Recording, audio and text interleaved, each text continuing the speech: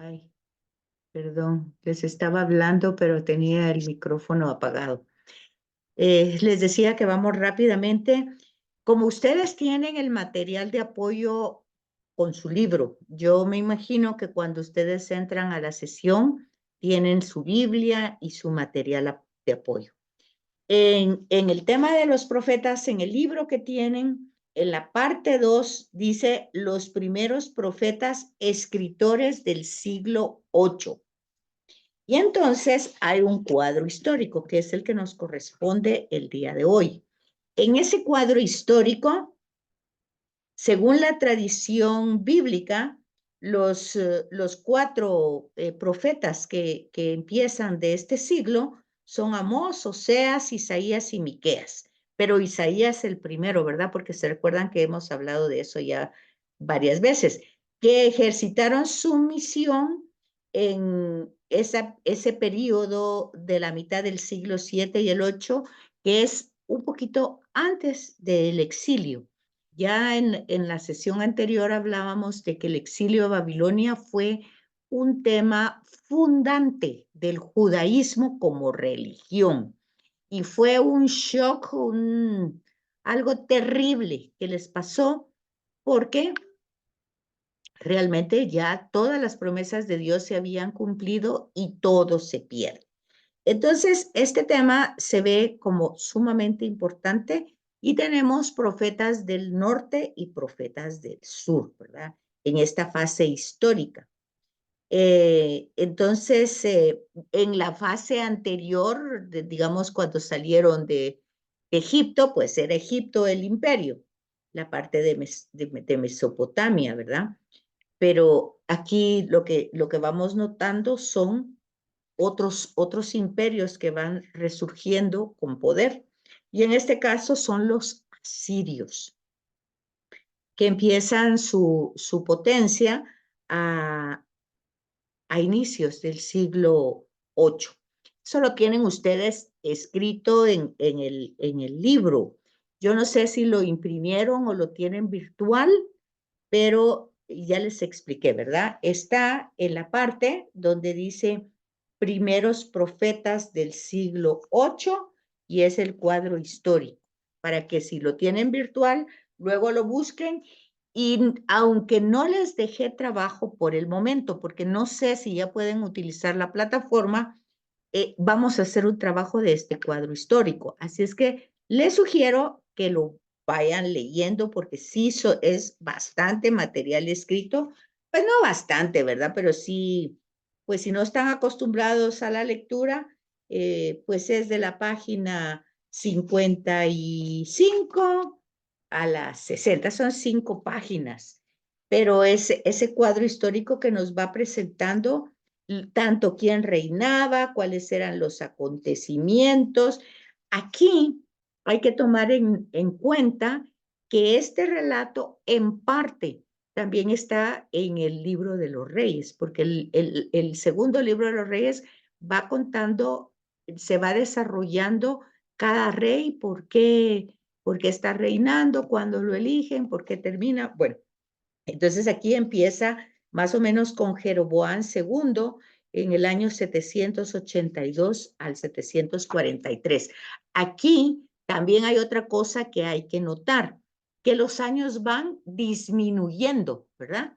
Porque van a llegar a Cristo. Por eso van como en descendencia los años. No van aumentando, sino van descendiendo.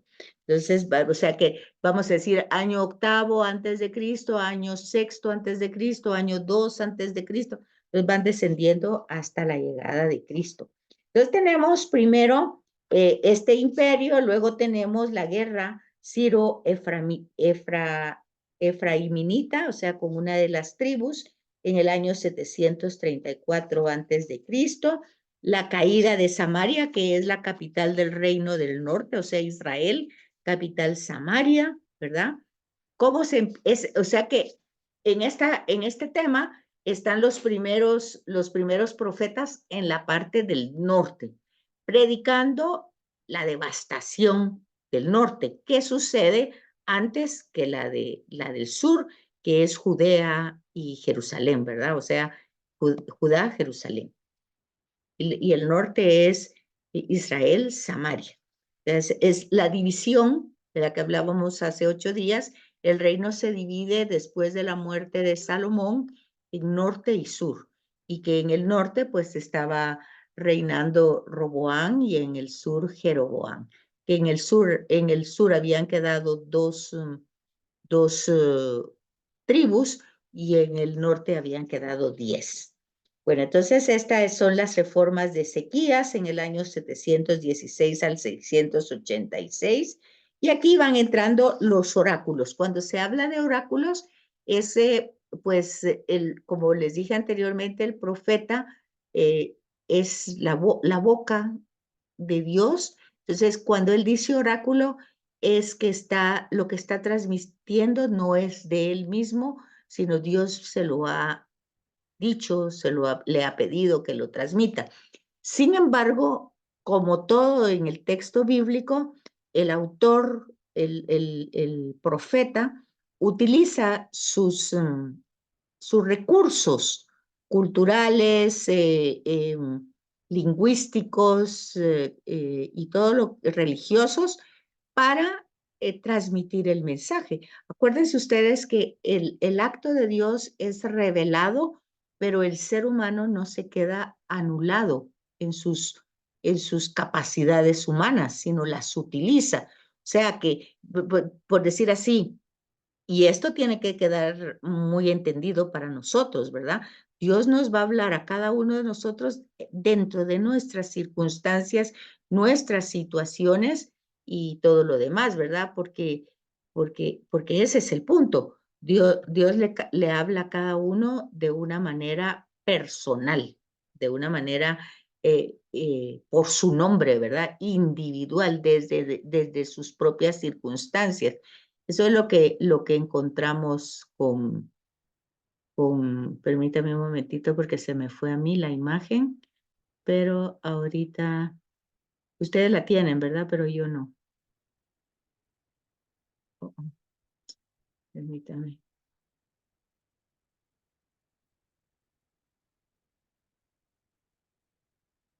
No la logro sacar otra vez. Igual, como estaba grabando la anterior, ahorita que se grabó, ya no. ¿Ustedes sí están viendo una imagen?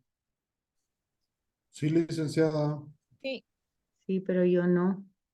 A mí me la quitó y me salió la grabación.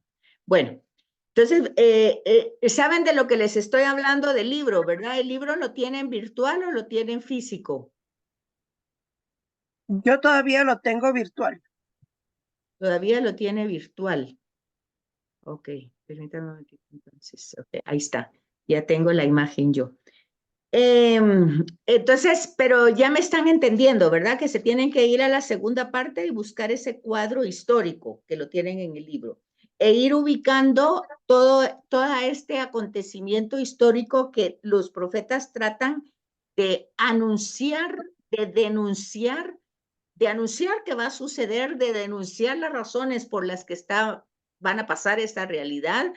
Obviamente, el lenguaje que van a utilizar, como es Dios el protagonista, y anteriormente en el curso hemos dicho, Dios no castiga, Dios no es iracundo, Dios no es violento, Dios no es vengativo.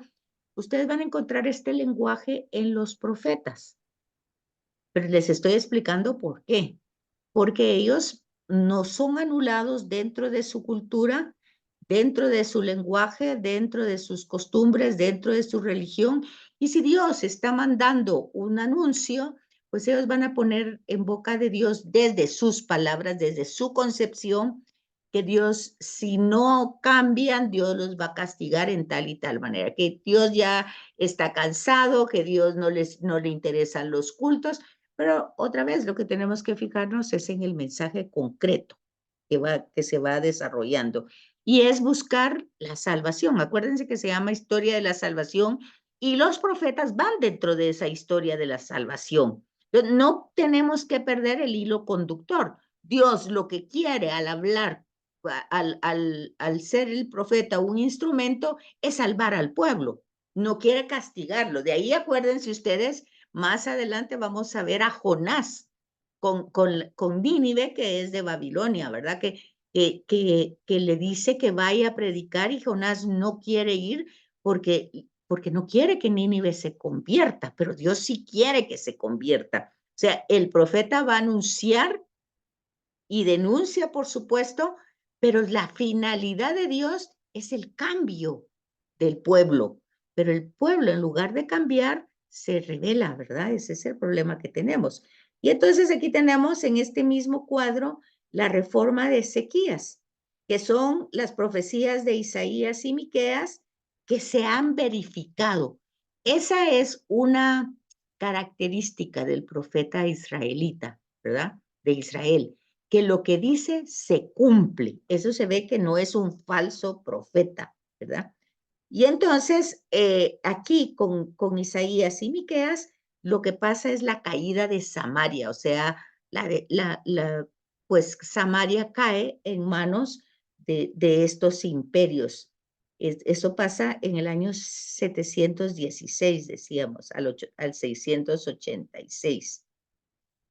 También aquí van a encontrar ustedes un paralelo en el libro de Crónicas, ¿verdad? Porque a veces esto que dice el profeta también se encuentra en los anales reales, o sea, en el libro de los reyes y Crónicas. ¿Qué Crónicas? Es el trabajo que hace el Deuteronomio, o sea, Deutero segundo nomio. ¿Se acuerdan ustedes que al ser destruido todo, ahorita ustedes se pueden dar cuenta qué pasa con las guerras, todos se quedan destruidos, destruyen las bibliotecas, los hospitales, ustedes pueden ver en la televisión cómo son las destrucciones.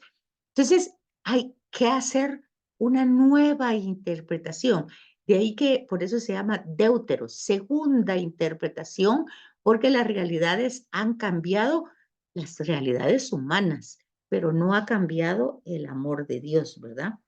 Y luego entonces ahí van a encontrar eso, los oráculos de Isaías contra las naciones y van a encontrar ese lenguaje tan duro dirigido como castigo de Dios, como destrucción a estas naciones. Pero el contexto político que hay que ver ahí es que todos estos imperios pues en la antigüedad, hoy no es que se consideren dioses, pero actúan como dioses, como que son dueños de la gente, de la tierra y de las circunstancias. Pero ellos en sí son seres humanos, pues que uno los mira más o menos hasta buena gente, ¿verdad? Pero en la antigüedad, estos reyes o faraones o emperadores eran considerados divinidad. Todavía en el tiempo de Jesús, el César o divino César, ¿verdad? Entonces, salve al César. Entonces, un poquito, ya nos podemos ir al siglo XX, ¿verdad? Con Hitler, pues ese Heil Hitler era algo parecido, ¿verdad? Como que era la voz de Dios casi, ¿verdad? Y la gente le, le, le cree, le hace sentido. Entonces, ese pequeño cuadro les da un poquito la historia de estos profetas que están anunciando y denunciando pues las circunstancias que están viviendo y por supuesto que todo el objetivo del mensaje profético es hacer cambiar al pueblo. Y el profeta va a dar las líneas y a veces el mensaje lo dice a través de signos, ¿verdad? El, como visiones que tiene y por eso muchas veces le dicen el visionario, pero no es que él tenga visiones del futuro, sino que, como dice Concilio Vaticano II, él lee los signos de los tiempos. Fíjense que, por ejemplo, eso es como que uno lo puede poner en práctica en la actualidad. Por ejemplo, ustedes pueden ver que hay guerra en Europa con Rusia y Ucrania, que en Oriente, que hay con Israel y Gaza. Luego ya ven ustedes que ya en el Mar Rojo, pues ya se asoció Inglaterra y Estados Unidos. Luego ustedes van a América del Sur y hay una serie situaciones conflictivas. Luego van ustedes a Europa y ven que los agricultores están con grandes movimientos porque no reciben pues lo que deben de recibir por su trabajo. Bueno, en resumen, ¿qué es lo que ustedes ven? Pues ven a un mundo que está insatisfecho, que la gente está protestando, que está haciendo muchas cosas. Y entonces, ¿cuál es el signo del tiempo? Porque el Vaticano dice, hay que aprender a leer el signo de los tiempos. Pero es interesante que todo esto esté pasando después pandemia, de una pandemia de COVID.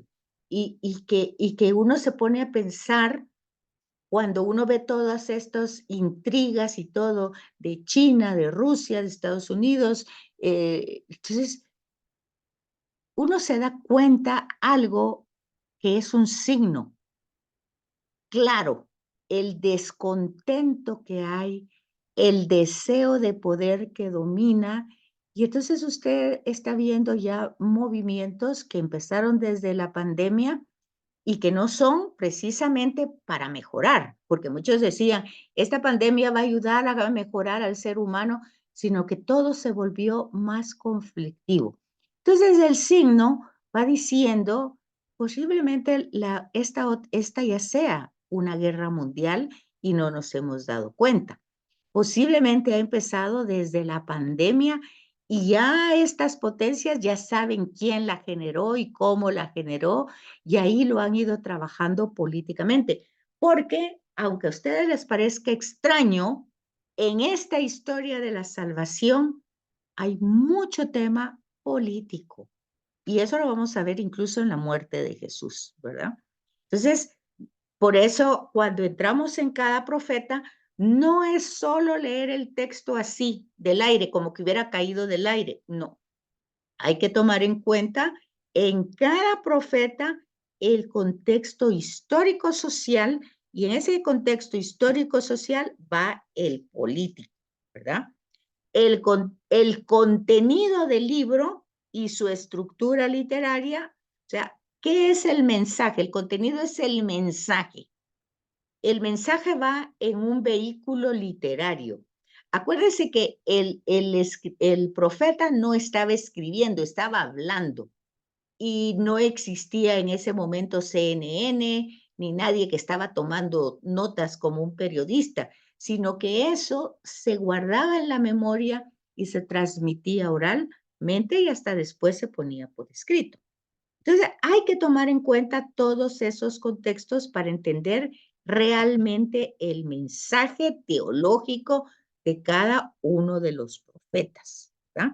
Y luego, ¿por qué? Porque nosotros estamos pues estudiando, no profundamente, porque este es un curso pues muy pequeño. En la universidad cada profeta lo lleva pues casi un semestre y con clases diarias, ¿verdad? Entonces, porque es mucho el estudio del contenido. Pero entonces, nosotros, ¿dónde podemos encontrar todo esto? Y el libro de Amós, ¿qué nos tiene que decir en el Nuevo Testamento? O más bien dicho, cómo las primeras comunidades vieron en el mensaje de Jesús muchos temas que Amós dijo 7 siglos antes del nacimiento de Jesús. Entonces les estoy haciendo una pregunta así directa. ¿Dónde podemos conseguir fácilmente esta información que tienen aquí, que son 4 numerales, el 1, el 2, el 3 y el 4? ¿Dónde lo podemos encontrar? ¿Dónde? No, no se les ocurre. En la introducción de los profetas. Muy bien. En la introducción de Amós está en una Biblia de estudio para yo poder ya leer el texto y por lo menos tener una idea. Claro, nosotros tenemos también este libro que es el que nos está acompañando como apoyo, pero que claramente yo no les voy a leer aquí, no tenemos el tiempo y ustedes lo tendrán que leer, ¿verdad?